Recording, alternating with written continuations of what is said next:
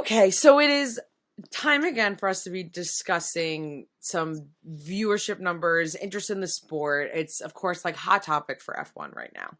And we've seen a lot of back and forth that some people believe that due to Red Bull's current dominance of the sport, that it's going to halt the growth in the US. It's going to slow down people's interest. People are going to be like, Red Bull is just too good, and no one wants to watch that.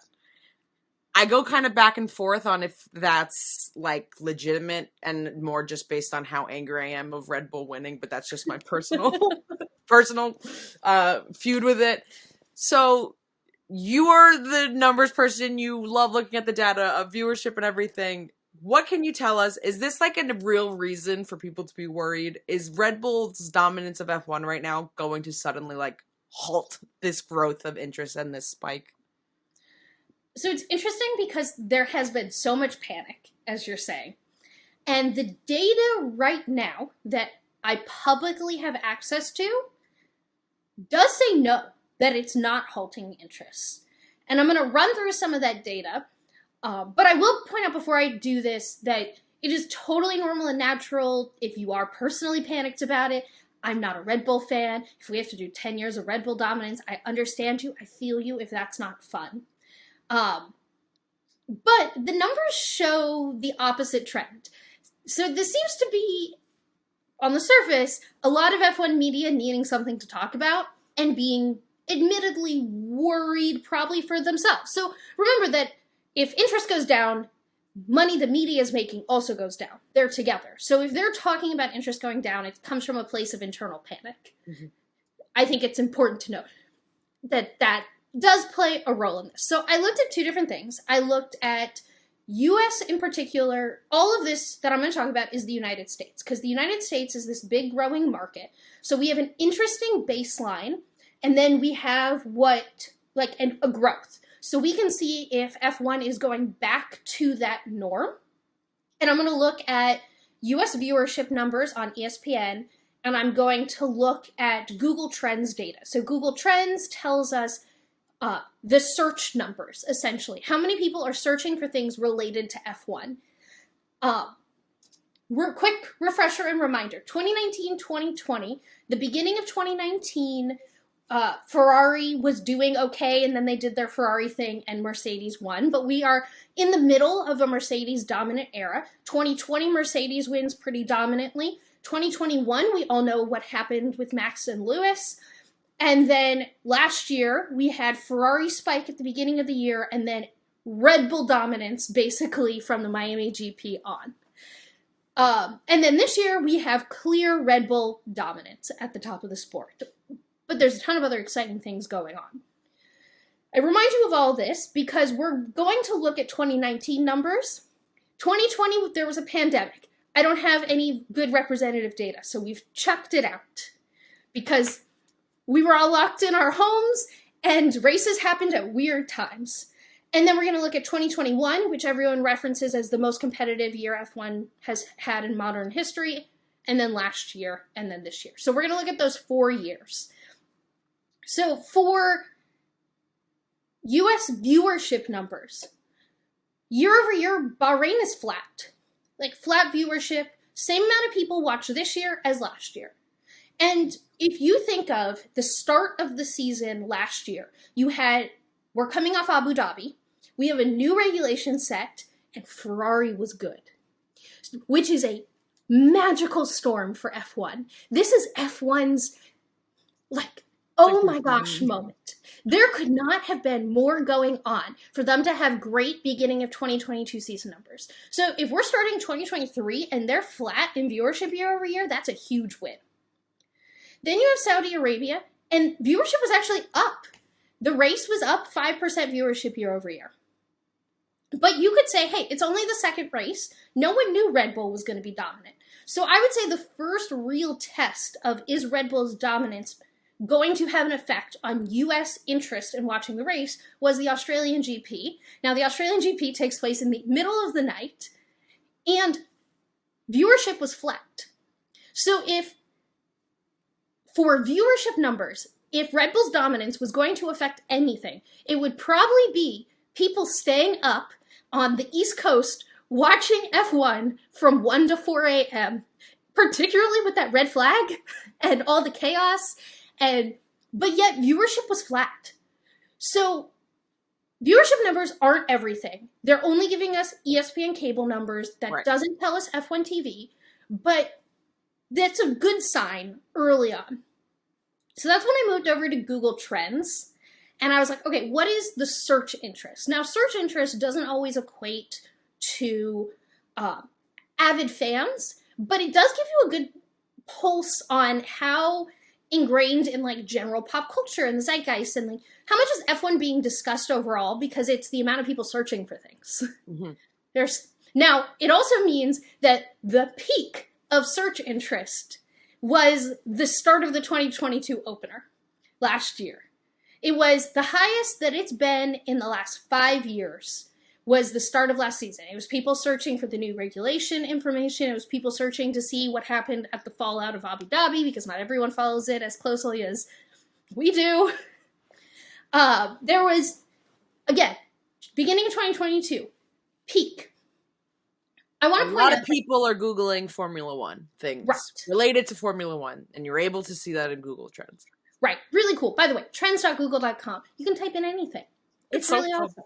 It's really great. Now, I pulled the peak number over the 4 seasons I said we were going to look at, and let's compare them. So 2019, this was kind of, even though there was Drive to Survive, this was everything ramping up in the U.S. The season opener was the peak, and it got a score of 57. Compare that to the start of 2022, which got a score of 100. Okay, so if you're looking at things ramping up, that's the visual difference of how many people in 2019 compared to 2022 in the US were searching for Formula One. Now, interestingly, the peak in 2021, what do you think the peak search interest was in 2021? At the start or at the start? Abu Dhabi. Yeah. Right after Abu Dhabi. Everyone Googling, what is going on? Why did they cheat Lewis Hamilton out of the championship? So, but Abu Dhabi got a score of 70. Now, I bring this up because the season opener of 2023 was our peak so far, and it was a 74. So at the start of this season, more people were searching for Formula One related things than when Abu Dhabi happened in 2021. That doesn't compute in my brain, because it was such a big deal. It was such a huge deal. And there's just been so many news outlets, and we don't need to get into which team principals and who has said what about a dominant, there's always within the sport, opponents are always going to say dominance of another team isn't good for it, because they want to win. From a legitimate media outlets that are putting this out, and people that are speculating this, that alone is just, that search information is crazy, because the Red Bull won so much in advance, at the end of last season, there wasn't much to be Googling, I guess, or upgrades and things. I just feel like there was more spiciness to be Googling at the start of last year as opposed to this year. So even though that increase blows my mind. Yeah, and that makes sense, because the beginning of last year versus the beginning of this year, Google trend interest is down 26%. But if you told me that the second year of a regulation set, meaning things are more stable, people have less things to look up, things are only down 26% in Google search trends, I'd be like, wow, that's such a win. Mm-hmm. Huge win. Great, this is awesome. And being up versus 6%. I also pulled Australian GP numbers on Google Trends for the week of and the week after. So the week of the Australian GP, I will point out that year over year, so this year versus last year's Australian GP, search traffic leading up to the race was down 15%. Now, again, I think there's a Ferrari bump in F1 where Ferrari's doing well, things go better. So I think leading into the Australian GP last year, people were all excited about Ferrari. They were Googling that. This year, there's less to Google leading into a race. No one in Italy is Googling Australian GP that week. Well, I'm only looking at US numbers. Right. I just clarifying. Yes, me making a joke not to like Yes. change the area of your data. No, it's more like, I got your joke, and if anyone listening is like, wait, I thought she was talking about the US. I'm like, yes, she is. But the week after the Australian GP, Google search year over year was flat. And I think part of that is that the FIA made a mess of things, and that's why I will tell you that all of this data is flawed, because if you looked at just this data alone, you would probably say, great, every year needs to have a massive regulation shift. Every year, like for every race, the FIA needs to mess everything up so people are Googling things. And I don't think that's not what this data is meant to do or say. It's actually what I took from it, from a less extreme takeaway, is that F1 fans just like learning things, and they're just interested by anything. So I don't think what's affecting Google search traffic and people going online the next day looking things up isn't necessarily, this driver got P1, let me look more up about it. It's a new upgrade came. It's something interesting happened. A new rule was passed. New regulations were passed. I'm sure when we start getting year-over-year data around the FlexiFloor saga, we'll see similar numbers as well. Like, F1 fans are smart. And things that are causing upticks aren't necessarily competitiveness on track. What causes upticks in interest, or it seems to be more like tech and regulation-based things. Who would have thought the part of the sport that really makes a difference on the track and like, maybe I'm just so used to like that when like being introduced to the sport of like that being such a crucial part of this entire thing that I'm like, how do more people not get so invested in all of that? But yeah, that makes so much sense. Now, I will take a step back and say that we are looking at very preliminary data. We've had 3 races this season. So the number one thing I know to be true is that Red Bull's dominance is ruining the sport is not evident yet. The same way that Mercedes' dominance never ruined the sport. Let's just be clear. And so I don't think we can panic or assume anything either way. So when you're seeing people panic about Red Bull's dominance, ask yourself why when you see that. But also, just see if those same, the people who aren't panicking, like, were they also yelling about Mercedes dominance? Like, I'm just saying there's a lot of heated emotion that's going into this. So, like, I'm trying to, like, push all of that aside and just, like, show numbers. And the numbers I'm seeing are not showing that. And I think it is very easy to point at the American audience for why things need to change in F1, or the American audience is not going to put up with a dominance in the sport, and we can't have this again, and I really don't want an era of Red Bull dominance. But what I am seeing is that this American audience is well primed and understands why they like F1, and maybe that's my bias, where I don't like F1 and never came into liking this sport because I thought that on-track racing was going to be close.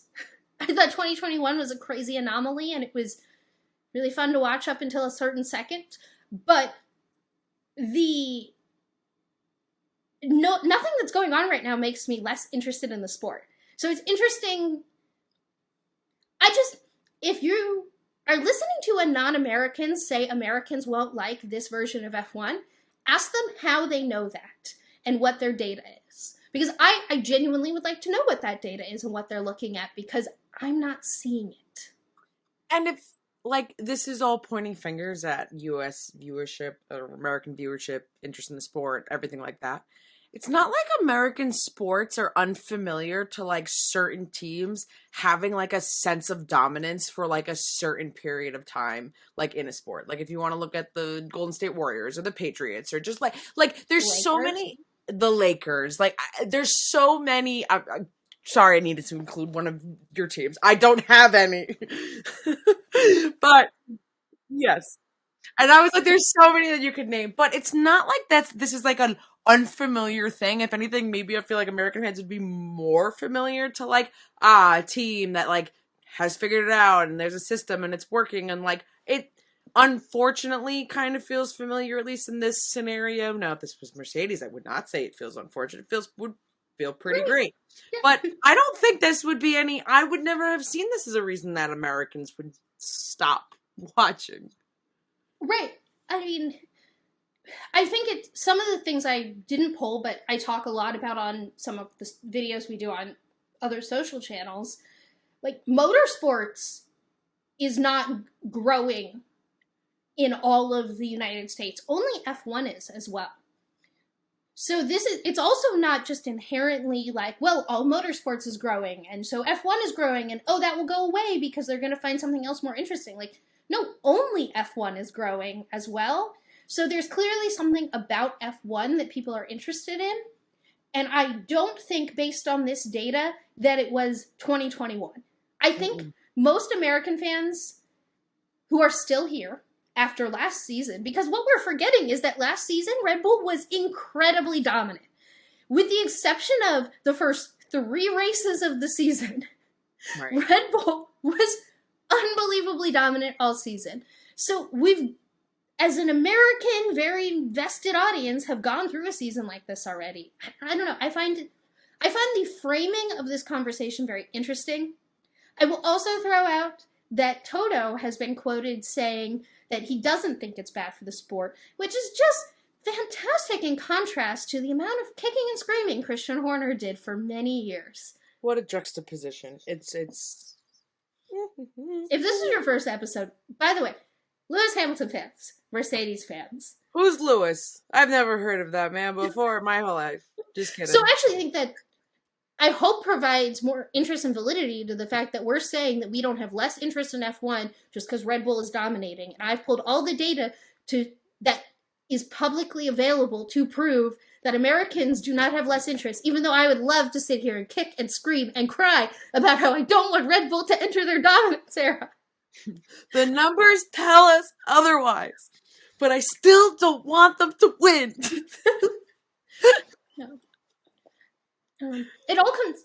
We both work in marketing, so I know you'll get what I'm about to say. But it always just comes back to marketing and framing. I genuinely believe that F1 has done a really good job explaining what their sport is to the American public, and therefore, if you understand what the sport is, you're not going to stop watching when the sport is the sport. I don't know if F1 knows and understands that they've done that good of a job, though. Because they seem very panicked. And I'm like, no, this is the sport. Please don't change the sport I now like. Yeah, it's really incredible. I mean, they were able to curate this, like, or not they didn't curate, but like a beautiful online community forum that's like so great at sharing information. An area of it is very, very great of sharing information and like wanting to like communicate with other fans and getting other people involved, which you don't see it very often in like a lot of other sports. So I feel like they have that upper hand there. But yeah, there was definitely like a lot of either content put out or just like fans choosing purposefully to educate themselves, and thus like, God, now understanding different specs of the car and like how races work and sprint races and quali and name every single thing. How I spent so much time learning all of this, you think I'm suddenly going to stop watching? Like, no. What would I do with all of this before? I know so many different tire compounds. And not to bring this back to fangirls and fandom, which is a topic we'd love to talk about, but the value of having a very passionate group of predominantly young women. Like, we latch on to things and we love them for what they are and we want to improve them. And, you know, maybe a little less misogyny would be really awesome. And please, like, oh my gosh. But we will latch on and we will love that thing. And we're very realistic about it and we give you a bunch of money. So, like, take my money. There's nothing fair weather about fangirls. Thank you for listening to this segment from episode 13 of Gridwalk. Don't forget to like and subscribe for more F1 videos. And you made it this far in the video, so Like, just click down here and watch the full thing. Watch the rest of the podcast. Come on, click it. Click right there. Click, click, click. You can do it. I see your mouse. Click it right there.